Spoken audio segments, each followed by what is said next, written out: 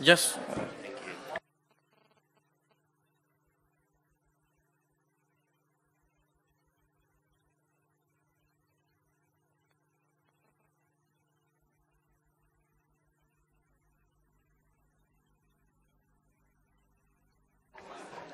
So, hello everybody, good morning.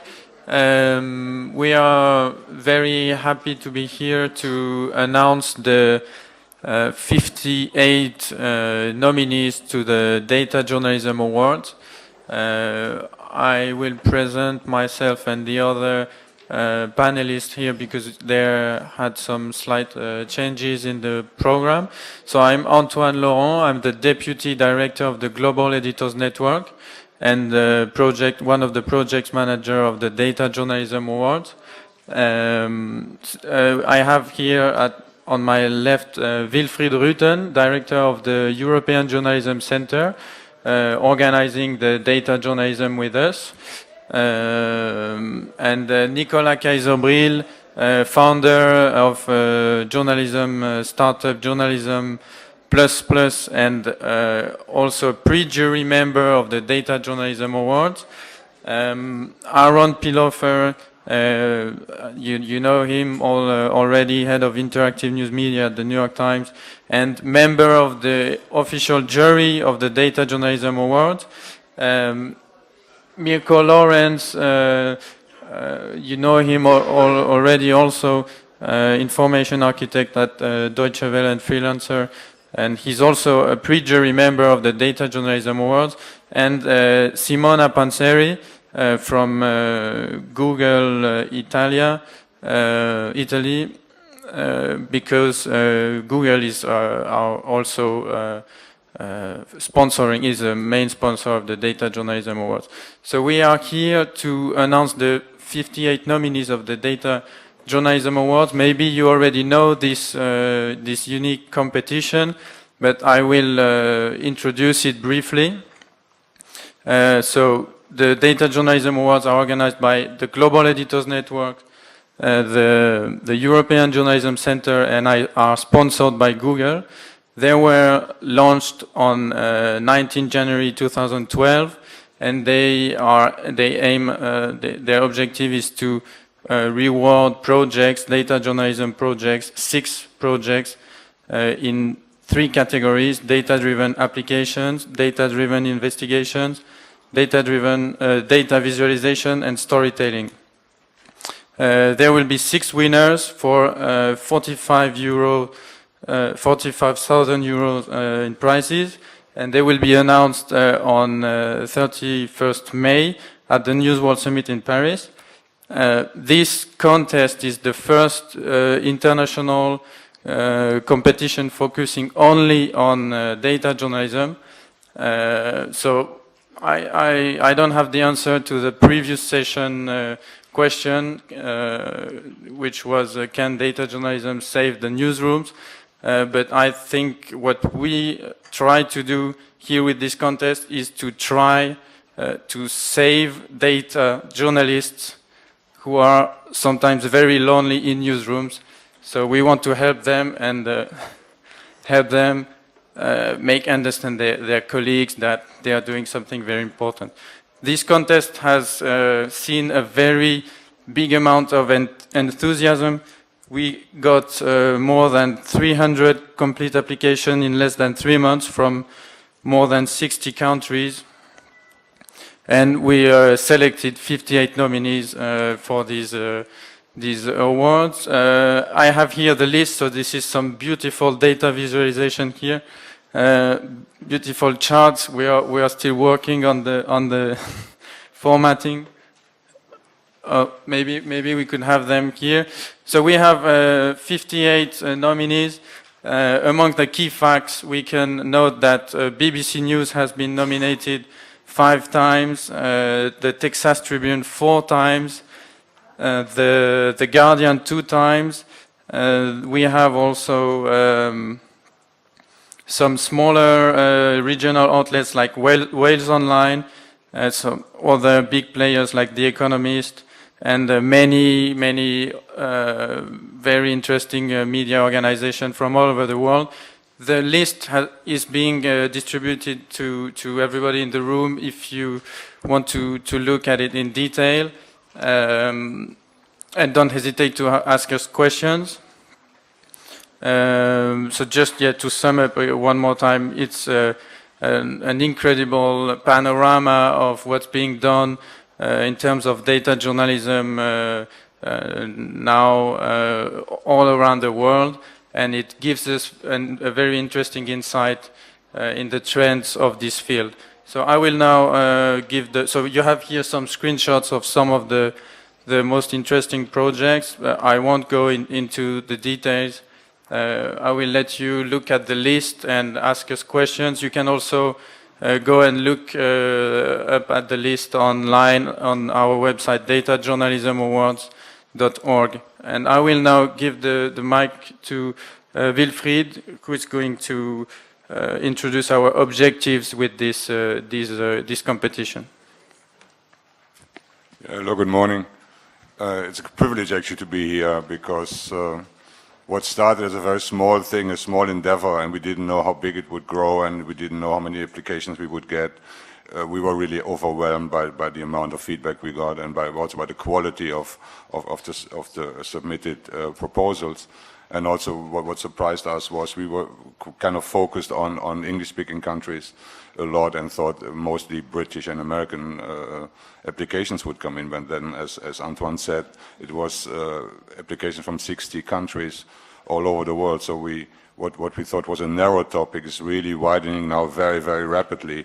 And as also Antoine said, the idea of the loneliness in the newsroom. A lot of the data journalists feel that they're all alone and doing some strange things and their colleagues looking at them suspiciously.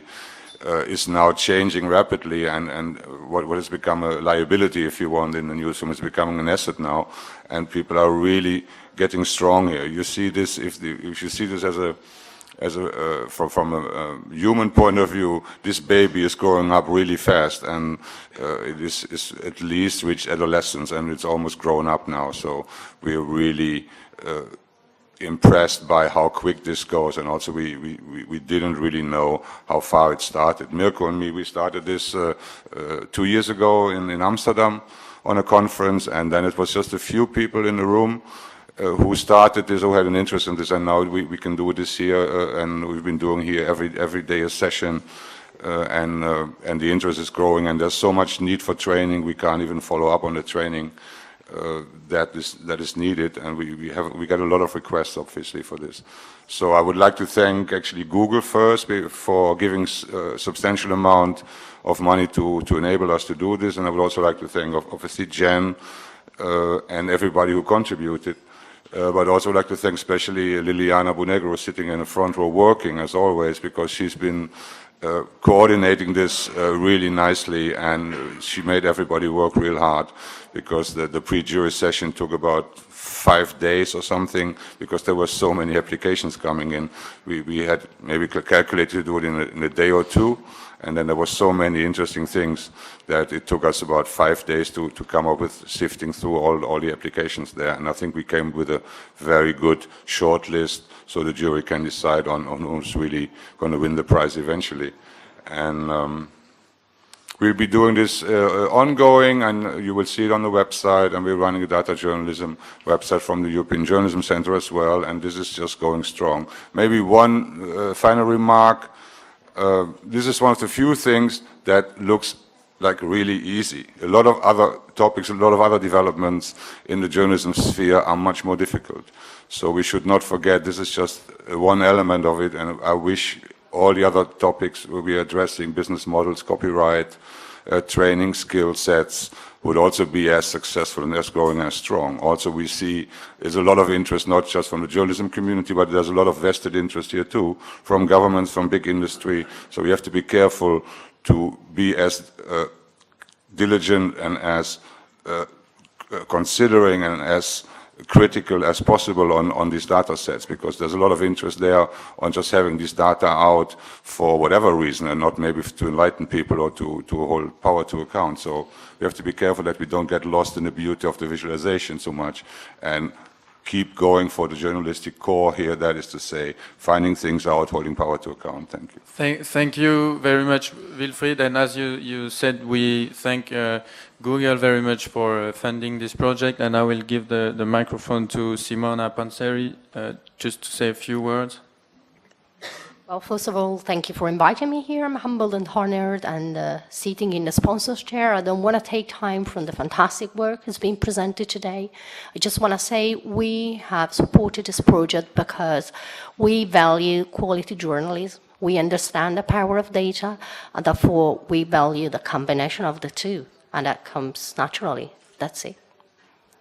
Thank you, Simona, and I will now give the microphone to Nicola and Mirko, who are sitting on the pre-jury, who selected the 58 nominees for some remarks and trends we can see in this selection and in the big number of general applications. So maybe Nicola, you can begin. So. Thank you. So yeah, we had the opportunity and the great honor to go through the whole 350 applications in less than a week. It was a great experience, and there are a few things that struck me. And the first one is not a very good one. Is the fact that I don't think there was even a single mobile project. So yeah, data journalists don't. I haven't really realized the power of mobile, and I'm not saying that because we released a mobile app just last week. Of course. So yeah, that's one thing. That's probably something that journalists and newsrooms will have to explore in the coming month.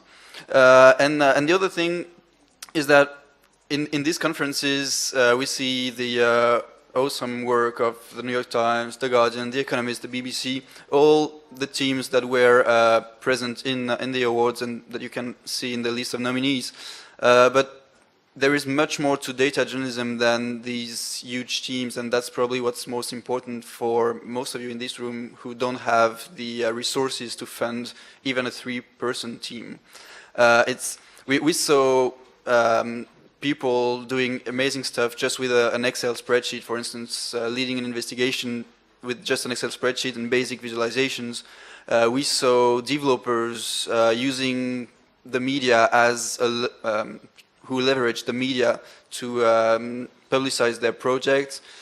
We saw single person teams just really using whatever they could to get the story out. And I think that's the most important thing in the Data Journalism Awards and in data journalism in itself is that journalists should find the resources, the new skills they need to be innovative. Mirko. Yes, I thought about what I should say because you always got to be careful what you ask for. Like the over 300 entries where you were tasking, like you're looking at another project, another project, another project. But there was one thing very positive that I took away from it. I told you in the session before that last year we did a training with normal newspaper journalists from Germany. And the pattern there that they said was that they usually write the story and then the graphics department says, we have no picture, you have some numbers, some data. So in a lot of cases today, data is used as an illustration, as an afterthought. And what I could see in the entries in the Data Journalism Awards is that is changing. It is really changing. You can see a lot of teams around the world who really are at it, who are focused, who are trying to base good stories, stories that people can understand on larger data sets. And that makes me very hopeful. Thank you, Mirko and Nicola. And I will now give the microphone to Aaron, who's the only representative of the jury. The jury composed of 9 members who could not make it here today, and who are going to select the 6 winners among these 58 nominees. Maybe you have a reaction to this big number of entries, or the quality of the nominees, or anything. Aaron. There we go. Hey. Yeah, I just have a few thoughts, and I'm just seeing all the finalists just along with all of you, so I'm really looking forward to digging in. The immediate thing that strikes me is exactly what you said, the broad-based nature of the submissions. It's already reminding me of a conference that I once had the great fortune to attend in Spain for infographics called Malafij, and it takes place in Pamplona, and it is extraordinary. If you ever have the opportunity to be a juror, what you see are infographics from around the world, things that you would never see ever on one table. And you just walk up and down and just see this incredible work. So that sort of highlights the loneliness that you were describing earlier, not just within newsrooms, but among newsrooms, where what we do tends to be very insular. I am looking through this list, and I can't wait to dig in, because I probably only have seen a third of these entries, and most of the ones that I've seen are either US or UK, I'm embarrassed to say. So, I mean, you see Finland and Canada and Ukraine and Kenya and Uganda and Afghanistan, so I'm really looking forward to that. The other thing that just about the awards in general that I cannot understate is this is really, there are journalism awards that for online journalism, but unfortunately it's sort of hard to differentiate between journalism that just sort of happens to be online and truly online journalism, something that is of the web. And a data app, a data-driven application is inherently of the web. And that, to me, is what differentiates this contest from just about everything else. And finally, I just want to highlight one last thing. What's great about this is journalism. That at the end of the day, what you're going to see here are applications that in some cases run with stories, in some cases stand alone, but in every case tells a story and is about journalism. So that's why I'm thrilled to be part of this award, and why I think it's so important. Thank you very much, Aaron. If anybody has any reaction, Wilfried, maybe? No, maybe just one more remark about the collaboration aspect. I think that in the traditional journalism, if you want, from the last century, it would be this one journalist alone doing this stuff all alone in his little room, and then write something for the deadline and then leave. And here you see most of this is based on major collaborations. There's sharing involved. There is a joint skill set. Or for those in the room who are looking at this and want to do this, you need to team up. You cannot most probably do it all on your own. There are so many things you need to be able to do this properly and nicely, that you need journalists and application developers and IT guys and some weirdos and everybody you could put your hand on, put them into one team and make it work, and not just hope that you can do it and go it all on your own. You cannot. Thank you, Wilfried. Maybe we can take some questions from the audience, if there are some. Don't hesitate to ask for a microphone. Anyway, you've been distributed the press release and the list of all the nominees. You have our contacts on the press release. Don't hesitate to contact us if you have any question about the awards in general, or some particular nominees, or anything. Don't hesitate to contact us. And if you want to know more, also don't hesitate to go online on our website, datajournalismawards.org. Thank you. Maybe some questions? Can we?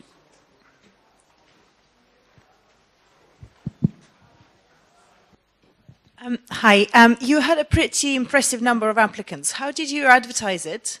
And the award, how long did it take to spread the word? How did it work, basically?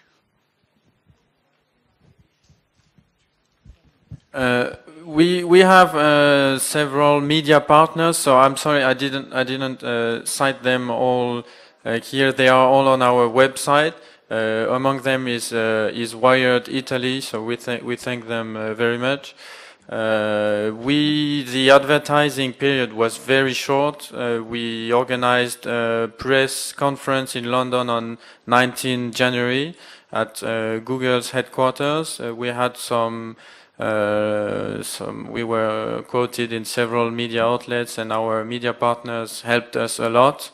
But I think it's also about the trend, the data journalism trend that kind of resonated and buzzed around the world. We were very surprised because of the small amount of advertising we did to get that many applications. So for us it was a surprise also. But it's also of course thanks to our media partners. And I think also what helped is time was on our side. This is just growing very strongly everywhere. So all it needed was a little nudge to make it really go wide. If this was not in the mainstream or emerging as strongly as it would have been an uphill struggle to promote it. But everybody's kind of breaking here. Everybody's just about to do this or being aware of this. So the moment was good. And if you find the right moment, then the wind, you just sail with the wind. It is very easy to do. It's not easy to do, but we're lucky. So we are told we have to stop this session now to liberate the stage. So thank you very much for your attention, and again, don't hesitate to go online and look at the 58 nominees, and also please be aware that the 6 winners will be announced on the 31st of May at the News World Summit in Paris. So be aware, and thank you very much. Thank you.